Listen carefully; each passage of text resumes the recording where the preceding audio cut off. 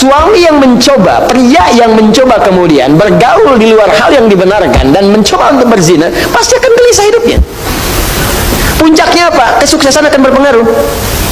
Betapa banyak karir hancur gara-gara kemudian perbuatan ini.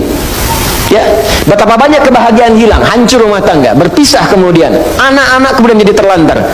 Makanya mikir dulu, kalau ada orang sudah berumah tangga, ada anak, berpikir untuk berbuat yang ini, mikir anak-anak Anda, kasihan. Apa Anda tega kemudian dia diolok-olok di sekolahnya? Bapak kamu pezina ya? Ibu kamu selingkuh ya? Anak Anda mau berbicara seperti apa? Dia masih kecil, butuh perhatian yang dalam. Makanya orang yang berbuat hal yang seperti ini pasti pertama akan terganggu kemudian ketenangan jiwanya.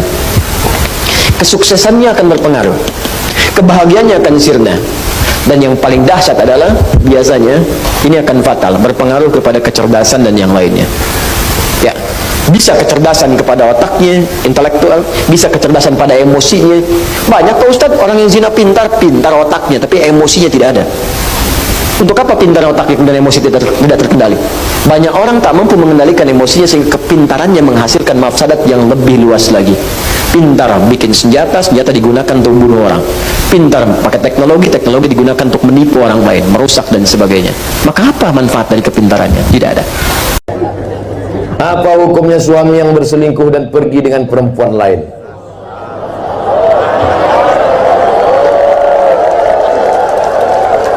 Ibu gilingkan sambal belacan.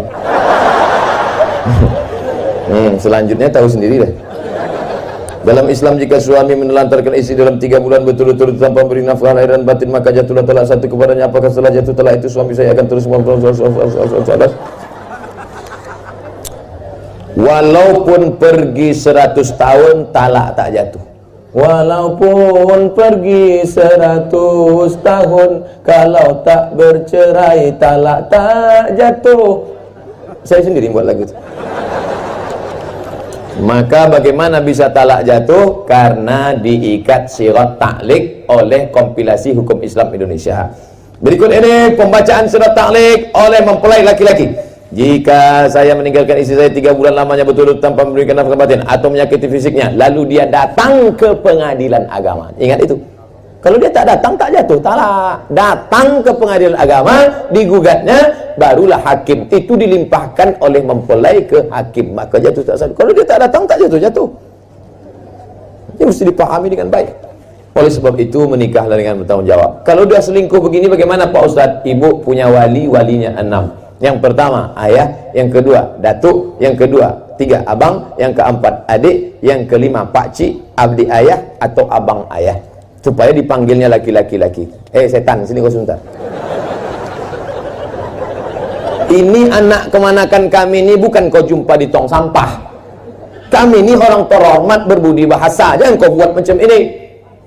Kalau ada yang tentara, yang polisi, bawa pistol, jangan nembak, letakkan aja di atas meja. Letakkan. Walaupun tak ada pelurunya, insya Allah pucat juga dia nengok.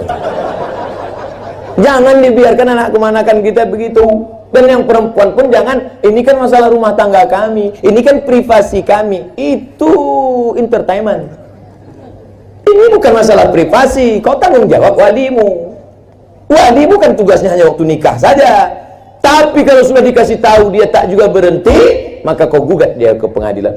Tapi nanti katanya kalau digugat pengadilan berguncang tiang aras Pak Ustadz. Kalau model begini laki, tiang listrik pun tak guncang. Nah, kan tiang aras. Yang tiang aras berguncang itu kalau suami baik, sopan, tiba-tiba digugatnya. Ditanya sama hakim, kenapa kau gugat dia? Saya sudah janji Pak Hakim, kalau abang tak bisa membawa kijang Nova Luxury, maka aku gugat ke mana? Itu BCL tuh. Apa tuh Pak? Bini celaku. Kamu menzinai 10 wanita yang tidak bersuami dengan 1 menzinai istri orang, itu dosanya berlipat-lipat 1 orang atau 1 zina yang istrinya orang. Tentu Nabi pun ada kualifikasi, karena tidak mungkin. Taruh saja misalnya yang jauh ya, nauzubillah ya, orang menzinai lonte, ini kan profesional, haknya kan hanya hak Allah. Kamu yang lalu melanggar itu hak Allah, kamu melanggar aturannya Allah.